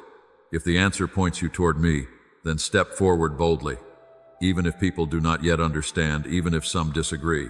But if the answer only makes you look better in the eyes of others while dimming my voice within you, then you know you must let it go. I will not abandon a child who dares to choose me over safety. And as you walk forward from this moment, even if the change begins small in the way you think, the way you react, the way you face other people's opinions, remember that you are not walking alone. The one speaking to you now is the same one who will go with you through every hidden choice. I will bring these words back to your mind at the very moment you are about to slip into your old way of living. I will stir a holy discomfort in you whenever you agree to let public opinion rule your heart, not to crush you with guilt, but to remind you that you have been called to something deeper, stronger, and more beautiful than that. And little by little, you will see it. As your heart is guarded, as your ears learn discernment, and as your focus returns to the right place, the harvest I have spoken of will begin to take shape. Not loudly, not ostentatiously, but clearly and surely. You will realize that no detail in your journey has been unnecessary. There has never been a moment when I came to you merely to fill an empty space. Each time I touch you, I turn your path a little. Each word I speak marks a new milestone on the road you are walking. The message you have just heard is one of those milestones, the place where you lift your head above the noise of people's voices and begin to fix your gaze more steadily on my eyes. These are the eyes of the one who has never done anything without embedding within it an eternal purpose for your soul. My child, when you dare to choose my voice over the noise of this world, something gentle yet profound begins to happen in your heart. The spiritual doors you once thought were locked will begin to open one by one. not because you have suddenly become more worthy, but because you are now standing in the right place to see my hand at work. There are opportunities I prepared for you long ago, but only when you stop bowing your head before public opinion and turn your face back toward me will you realize they have been there all along, waiting for you to step into them. You will begin to sense that it is not by chance when someone appears to support you. It is not an accident when an invitation is sent. It is not a coincidence when new crossroads open on the path you are walking. All of these are my quiet fingerprints. I have said, I will instruct you and teach you in the way you should go. I will counsel you with my eye upon you. And when my eye is upon you, no slander, criticism, or human opposition can close the door I have opened. But my child, when you step into a season of open doors, that is also the very time you must guard your heart more carefully than ever. The enemy will not let you go simply because you have chosen me. He will look for another way to pull you out of focus. Sometimes he will use things that seem reasonable enough. He will whisper, pause a little, relax for a while, compromise just a little to make life easier. Slow down so you clash less with public opinion. Then days begin to repeat themselves. Work sweeps you into its cycle. Conversations lead nowhere. Endless hours disappear across a screen. At first, these things feel like a thin mist. But if you allow them to cover your heart too long, the flame I have kindled in you will slowly grow dim. You will not notice it all at once. The flame does not go out with one fierce gust of wind, but through 1,000 soft breezes of distraction. I remind you of this not to blame you, but to awaken you. Guard what is most precious, the burning devotion of your heart for me. I have spoken. Above all else, guard your heart, for from it flow the springs of life. If you can guard your heart, you will be able to guard your whole path. My child, this is not a season for you to walk without direction. This is a season in which I want to lead you step by step in my light. You were not born to grope your way through darkness, walking and guessing, living in constant fear of being wrong. I have placed my Holy Spirit within you, not as an abstract idea, but as a real comforter and guide. There are moments when choices confuse you. You are unsure whether to turn left or right, whether to continue or stop. It is precisely in those moments that, if you are willing to be still long enough and turn back to ask me, you will realize that I am gently inclining your heart toward the right path. I do not always lead you by thunder. Often, I lead you by a gentle inner voice, a quiet prompting that makes you restless with what does not belong to you and gives you deep peace about what I have prepared. Your word is a lamp for my feet and a light on my path. Do not hold it as a mere token. Let it truly shine on each step before you. As you walk in my presence, you will discover that you no longer have to live by guesswork but by the tender assurance that I am walking beside you. I know there are seasons when you feel as though you are merely existing instead of truly living. Day after day looks the same. Dreams seem to stand still. Promises feel delayed. I know there are nights when you lie down and quietly ask in your heart, Lord, is this enough? Am I really on the right path, or am I only comforting myself? In those moments, the voice of giving up often sounds the loudest. Weariness presses against your chest like a stone, trying to pin you down until you no longer want to try. But my beloved, right at the border between wanting to quit and choosing to rise one more time, heaven is watching you most closely. I tell you this, what you are facing is not a period at the end of the sentence. It is a colon opening into a new part of the story. What you are going through is not a wall at the end of the road. It is a disguised door.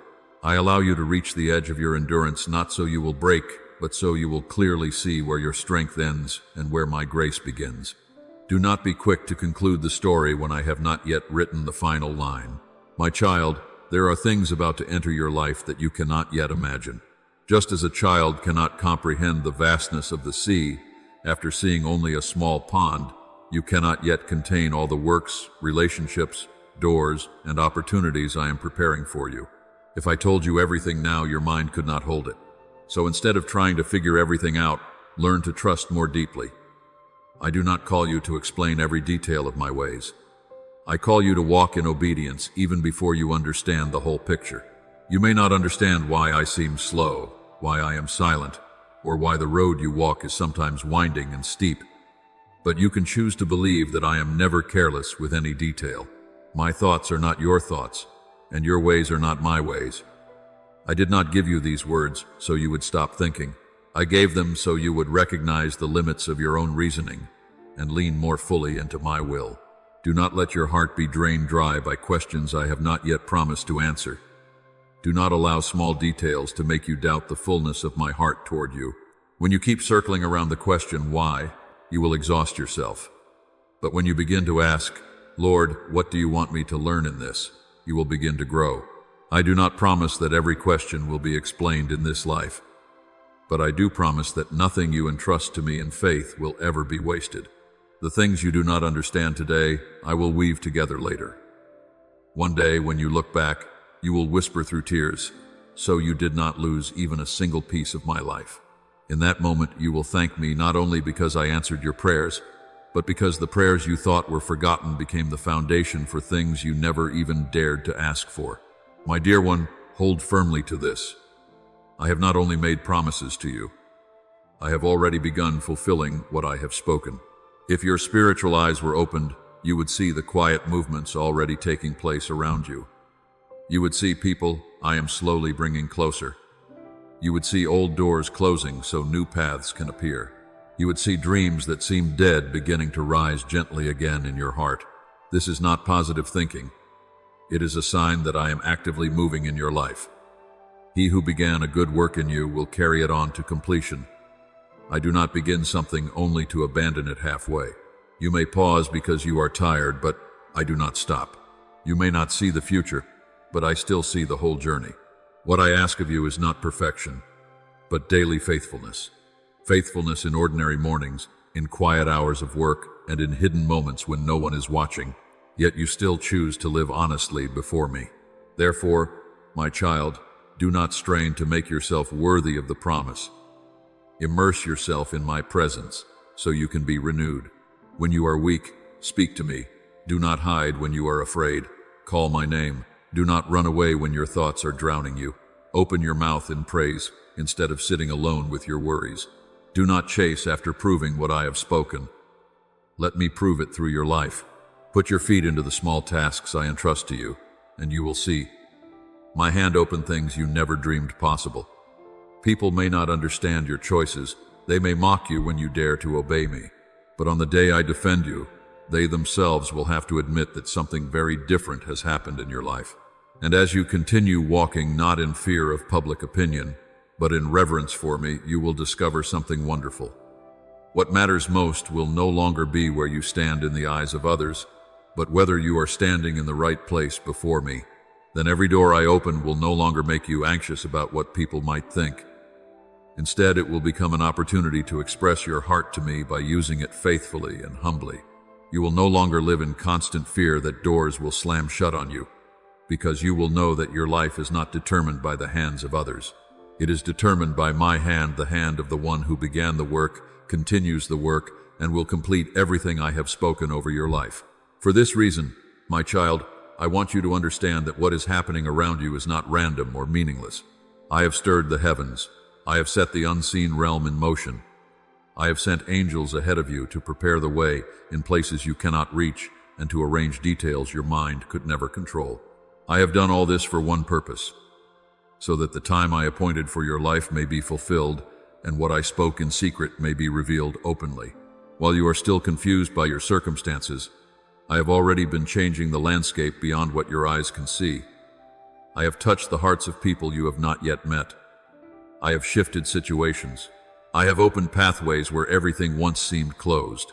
Now the only thing I seek in you is not extraordinary strength or superior wisdom, but a heart that is still willing to listen, a mind still willing to soften before me, and a soul that refuses to let disappointment and weariness quietly choke the faith you had at first.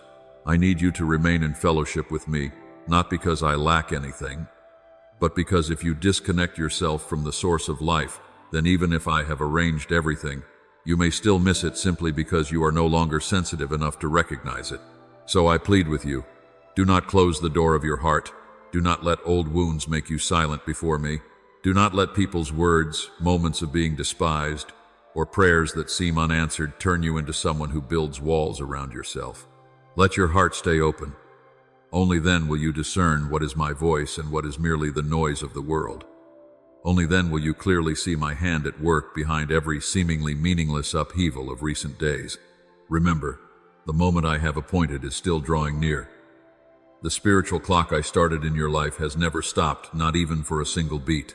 Every morning you wake up, every night you toss and turn, every time you sigh from weariness, all of it is being counted into that timeline. Each small moment is quietly bringing you closer to the point when my word will become reality. When that day comes, when your eyes finally see what you have long carried only as fragile hope in your heart, you will be astonished to realize that not one moment of kneeling was unnecessary. Not one sleepless night was wasted. Not one cry of anguish fell into an empty void. Everything has been gathered, pressed down, and accumulated like waters rising behind a dam, waiting only for me to say, "It is time." And when I do, it will burst forth as a flood of blessing over you. You will look back and understand why I allowed the delays, the detours, and the moments when you felt abandoned. Those very things trained your soul, making it deep enough to hold what I am about to give. A great promise placed on a shallow heart can shatter a person. But a great promise placed upon a heart refined by fire becomes a blessing to many others. I assure you, I have not brought you along this long road just so you would stop at the finish line. I have not led you through winding seasons of testing, times of misunderstanding, and doors slammed in your face, only to leave you standing beside the wall of the promise. That is not my nature. I am the one who begins, and I am also the one who completes. I am not a builder who leaves a house half-finished and abandoned on cold ground. If today you are still alive, still longing, still stirred whenever you hear my name, that is a sign that I have not finished your story. The next chapter is still being written.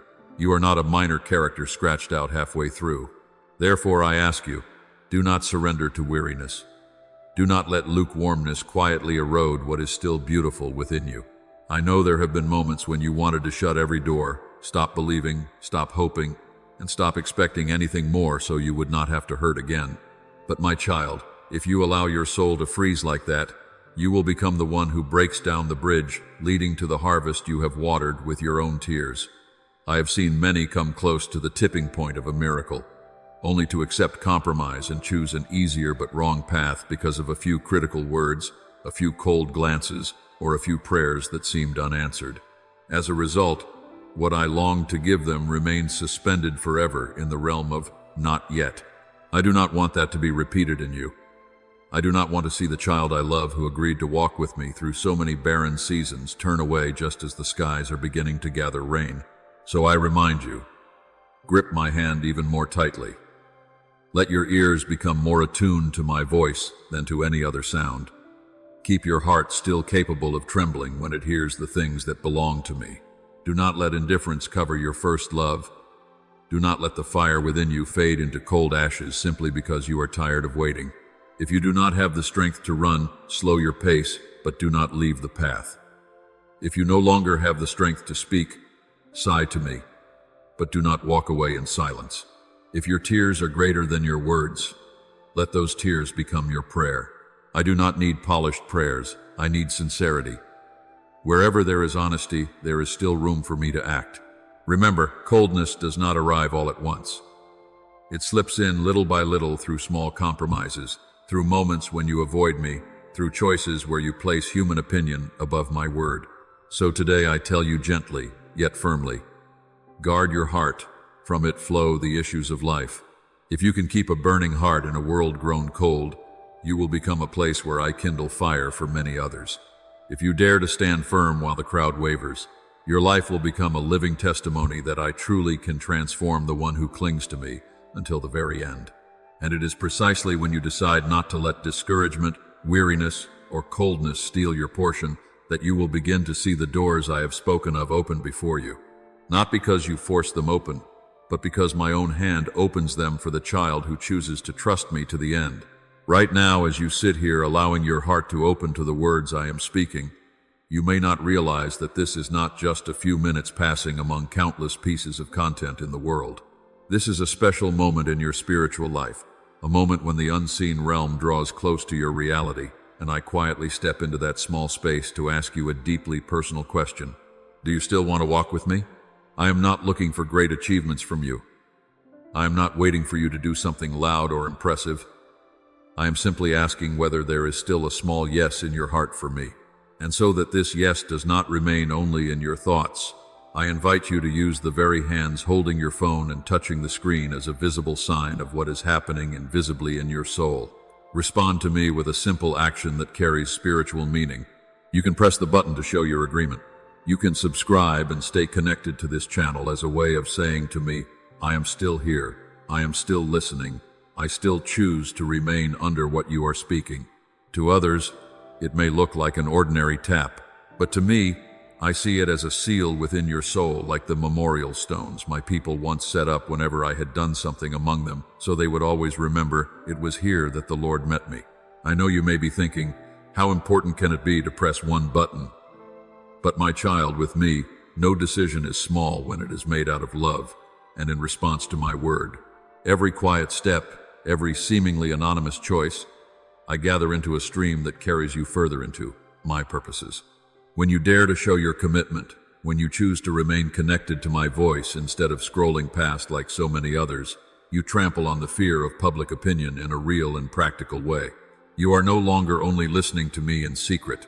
You are allowing your decision to leave an outward mark. It is like raising your hands in worship in the middle of a crowd.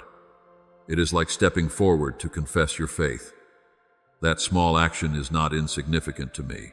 It tells me you are not merely listening for pleasure, not merely moved for a moment, but willing to let your heart be stirred until it moves you to act. In a world where people can so easily switch off anything that does not please them, your choice to stay a little longer becomes a powerful declaration. I want you to understand that I see every silent choice. I know when you intend to scroll past, but then stop because something inside you says, listen to the end. What if the Lord is speaking to you? I notice every time you want to give up, yet return. I notice every moment you reopen the words I have spoken just to remind yourself, God is still at work. When you subscribe, when you leave a sincere response, when you save something like this to hear again, do not think it is merely a habit or a matter of technology. I see these as stones you are placing along the path of your return to me. I do not require loud or spectacular declarations. I simply treasure the heart that says, I still want to stay connected. I still do not want to lose his voice among all the other sounds. To me, that is precious enough to be remembered. Nothing in all creation is hidden from my sight. Everything is uncovered and laid bare before the eyes of the one to whom all must give account. And I, the one who sees what human eyes cannot see, know the true reason behind every action you take in secret. My child, when you choose to express your response through something so small, you are signing your name to a new commitment between you and me. Not a perfect commitment, not a promise that you will never stumble again, but a commitment that says, even in my weakness, I still want to remain in the flow of your grace. The button you touch is not a magic charm that changes your life. It is a sign for you to remember that, in a very ordinary moment, you decided not to turn your back on my call. One day when your heart is shaken, when you once again find yourself afraid of what people might think, you will need markers like these to remind you. My heart once chose the Lord. That day, I dared to show it. So today, I will choose him again. I do not use outward gestures to measure your worth, but I do use them as points of remembrance to lift you up, because I know you are dust. I know you sometimes need something your physical eyes can see in order to remember what your spiritual eyes once saw. Understand this. To me, a single touch is not just a movement on a screen. It is a picture of a deeper decision. Wherever your hand reaches, your heart is already moving in that direction. The world pulls your hand in every direction, inviting you to touch all kinds of content that draw your spirit away from me. But today, I invite you to use that same familiar gesture to turn back toward me. You are not touching something useless. You are reaching for what softens your heart, what stirs your faith again, what reconnects you to my voice. When you do this with awareness, when you say within yourself, I am doing this because I want to cooperate with what God is speaking. I want to stay connected to what nourishes my soul. That action becomes a wordless prayer in the middle of a world fighting for your attention. I delight to see you offer a portion of that attention to me. That is the portion I use to sow new seeds into your heart. I speak to you as a gentle father. Do not despise small choices. The doors I open in the spiritual realm are often pushed open by things that seem very small. One day, you will realize that the great turning points of your life did not begin with loud events, but with an ordinary evening when you listened and quietly nodded your agreement with me. Today can be such a day. When you decide not merely to listen and move on, but to mark in your heart, I want to continue this journey. You have taken one more step out of the fear of people's opinions, and one step closer to the moment when I will defend you and lift you up. Others may not notice, but I, the one who has called you by name, take note of it all. As the promise says, your Father, who sees what is done in secret, will reward you. And I do not reward only with material things. I reward with inner renewal, with strength, with peace, and with clear direction for the days ahead. So, my child, if you sense a gentle stirring in your heart, do not quench it. Do not say, maybe next time. Do not let embarrassment, hesitation, or the habit of scrolling past everything pull you out of this moment. Respond to me in your own way. It may be a touch, a sincere comment, a quiet confession, or a decision to save these words so you can return to them later. As long as it comes from honesty, I understand the spiritual meaning behind it. I see when you choose to stay a few minutes longer, even when your mind wants to wander elsewhere. I cherish it when you say in your heart, I will not leave you halfway again. I want to walk with you to the end. And that alone gives me room to pour into your life what I have long prepared. Nothing you do out of love for me is ever wasted, not even a hidden act that no one praises. When you choose to stand firm, keep listening, and keep believing, you are opening a new stream of grace over your life, connecting what I have spoken with what will unfold ahead. From this hidden place, I will lead you farther than you imagine. And one day, when you look back, you will realize that the first step into a new season was marked by a very simple decision you once thought was insignificant. The decision to remain under my word, the decision not to let fear of what people think become stronger than your longing to be close to me. And I, your Lord, the one who sees to the very bottom of your heart, will not forget a single choice you made simply because you wanted to belong to me a little more. My beloved child, you have walked through so many scrutinizing looks, so many comments and whispers, so many moments of wondering whether you are worthy. But now I want to draw your gaze away from all that noise so you can see a deeper truth. There is no moment in your life so small that it is unnecessary in my eyes. Those times you sat quietly in a dark room, feeling as though the whole world had forgotten you. I was there, watching over you and listening to the sobs that never became words. Those afternoons when you hurried through the crowd with a forced smile, trying to look fine before others while feeling empty inside. I was still walking with you at every step. Those nights when you tossed and turned, unable to find peace, your heart full of questions you did not dare share with anyone, I was the one who heard every trembling beat. You do not live in a cold universe. The entire story of your life rests in the palm of my hand, and no detail is left behind. I am not careless. I do not miscount your years. I do not overlook a single tear that has fallen for my name's sake, nor any wound I allowed in order to teach you how to grow in faith. You often think only the obvious spiritual moments matter to me, the times you pray fervently, serve passionately, or give generously. You may think the moments of weakness, exhaustion, and weariness are hardly worth mentioning. But you are mistaken. I am present even when you do not feel spiritual at all, even when your prayer has become nothing more than a tired sigh, even when all you can say is, Lord, I am at the end of myself. I do not turn away in disappointment. In that very moment, I bend closer. I hear the words you cannot say. I see the tears you wipe away too quickly, and I count every time you want to give up, yet still choose to cling to me. Each small moment you think is meaningless is actually an invisible line being carved into the story of your faith before heaven. I tell you this, there is no moment that is useless, no pain that is forgotten, and no prayer that vanishes into the void when it rises to me from a sincere, even fragile heart.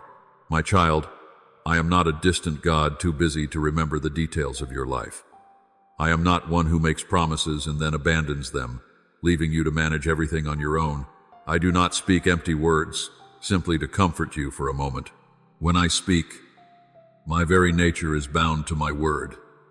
If my word could fail, I would no longer be who I am. But that will never happen. I am not confused. I am not slow. I am not powerless before any force set against you. If you look around and see that everything is still quiet, it is not because I have left you. It is because I am quietly preparing something that, when it appears, will leave both you and those watching you in awe-filled silence. I am weaving, turning, and rearranging things you think are unrelated, so that suddenly, in the moment I choose, they will come together and form a new picture of your life, one you never dared to dream. Therefore, keep your ears open. Do not let negative voices, harsh judgments, or old memories of failure fill your inner space until there is no room left for my voice. I do not speak to you only in extraordinary moments.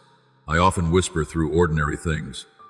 A verse of scripture suddenly rising in your mind, a song unexpectedly touching a painful place, a friend unknowingly speaking directly into something you have been hiding. This is how I gently nudge your soul. Be watchful not in panic, but in the sensitivity of faith, so you can discern when I am knocking on the door of a new season. You think everything will remain dull and drawn out like this forever, but I am preparing a turning point. Do not let weariness make your ears heavy. Ask me to anoint your heart so you can hear every spiritual movement shifting around you. What I am about to do in your life will not be a small patch or a minor adjustment. It will be a deep shift so profound that when you look back, you will clearly see a boundary between before and after. I do not upgrade your life the way people update software. I reshape the way you see me, the way you see yourself, and the way you understand the meaning of your life. There will be people who witness this turning point and still try to explain it away as luck, coincidence, your own effort, favorable circumstances, or help from someone else. But deep within, you will know the truth. An unseen hand has intervened. I will move in such a way that no one, not even you, will be able to boast and say, I did this by my own strength. What I do will carry the unmistakable mark of grace, greater than your ability, beyond your expectations, surpassing the limits others placed on you, and breaking even the boundaries you unknowingly built around yourself. You will look back and remember the doors you knocked on until your knuckles were raw, yet they remained closed. You will remember the relationships you begged to keep, yet they still fell apart. You will remember the opportunities you clung to, only to watch them slip from your grasp.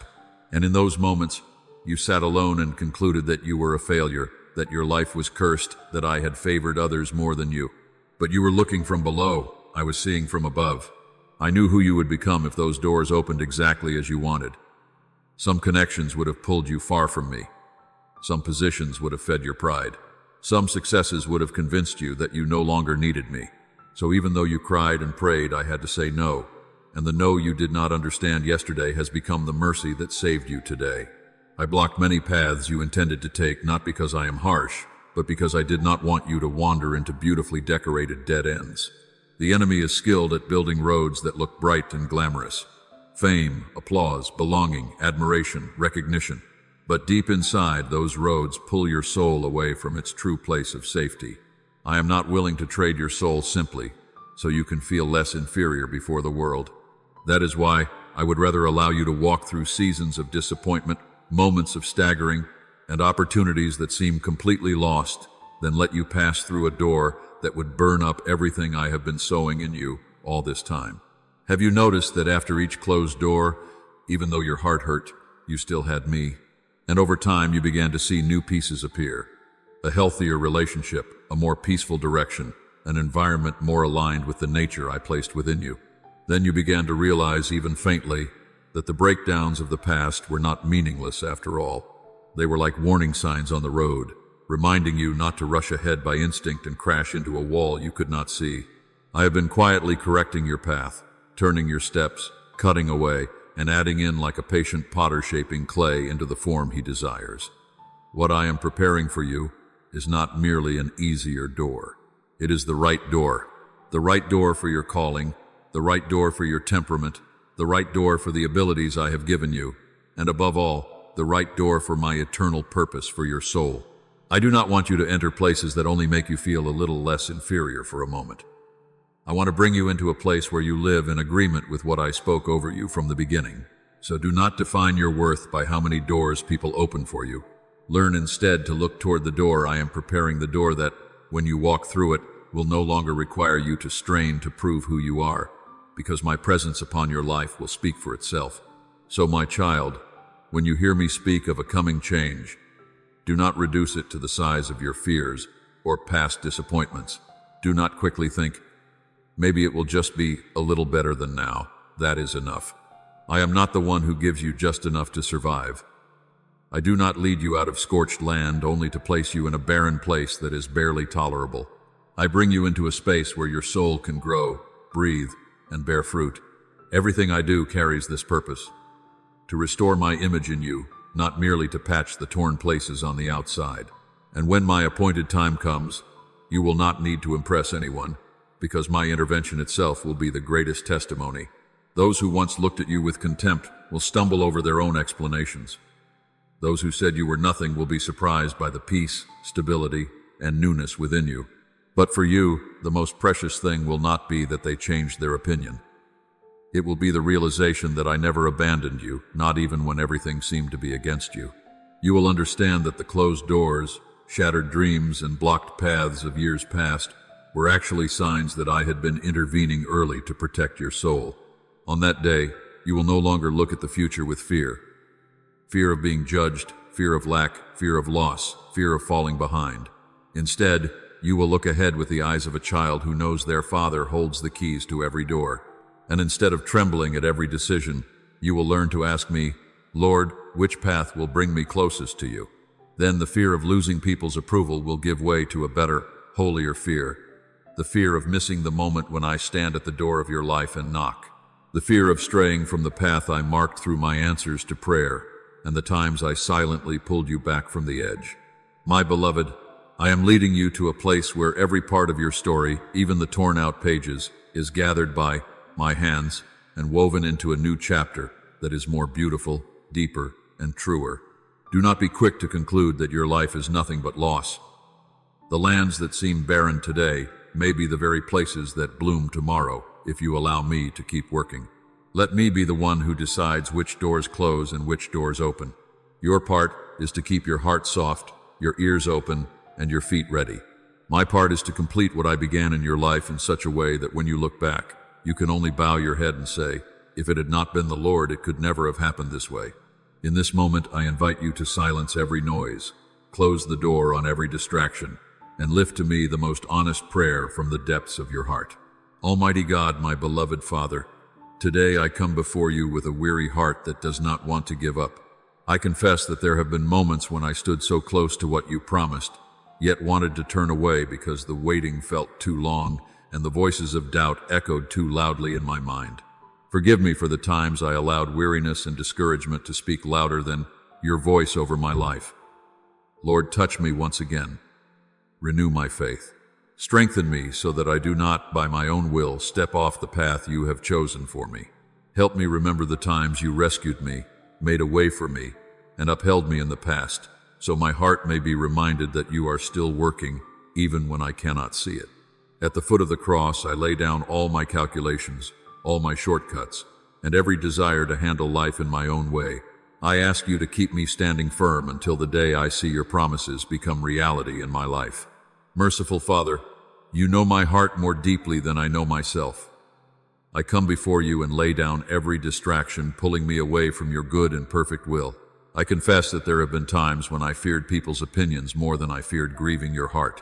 I have allowed the looks, comments, and judgments of others to control my actions and decisions.